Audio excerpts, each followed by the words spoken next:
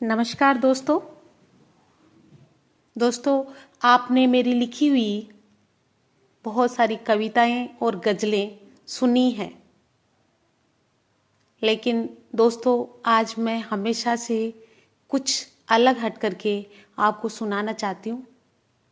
यानी आज मैं कविता गज़ल पद्य में कुछ नहीं सुना रही, आज मैं आपको सुना रही हूँ गद्य में, गद्य शैली के अंदर मैं मेरी लिखी हुई एक छोटी सी कहानी सुना रही हूँ। तो सुनिएगा दोस्तों। मेरी कहानी का शीर्षक है लौट कर आई मोहब्बत। शहर की हल्की ठंडी शाम और वही पुराना कॉफी हाउस, वही आरव जो अपने हाथों में कॉफी का कप लिए बस एक चेहरा याद कर रहा था। नाम था जिसका सिया। 4 साल पहले सिया उसकी सबसे अच्छी दोस्त थी। वे कॉलेज में साथ पढ़े, साथ हंसे, साथ रोए, लेकिन आरव की मोहब्बत कभी भी लफ्जों में न ढल सकी। जब तक वह अपने दिल की बात कह पाता, तब तक सिया किसी और के साथ शादी के बंधन में बंध चुकी थी।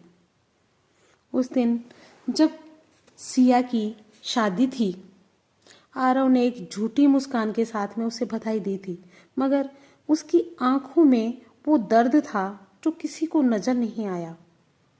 वह सिया की खुशी में खुश रहना चाहता था, इसलिए अपने जज्बातों को हमेशा के लिए दफना दिया। आज सालों बाद आरव को अचानक सिया का मैसेज मिला, क्या तुम मुझसे मिल सकते हो? वही पुराना कॉफी हाउस। आरव के दिल में एक साथ कई सवाल उठे।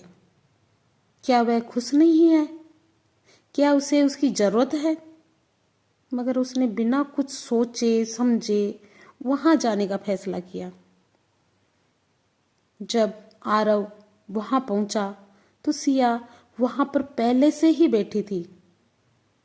वह अब भी उतनी ही खूबसूरत थी, मगर उसकी आंखों में वही पुरानी चमक नहीं थी। कैसे हो आरव?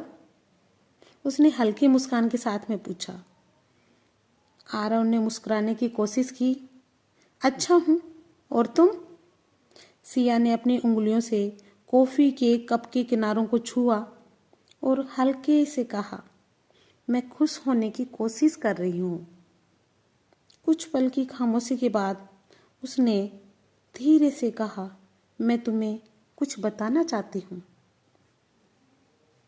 कुछ रुक करके थोड़ी देर बाद में आरव, मेरी शादी टूट गई।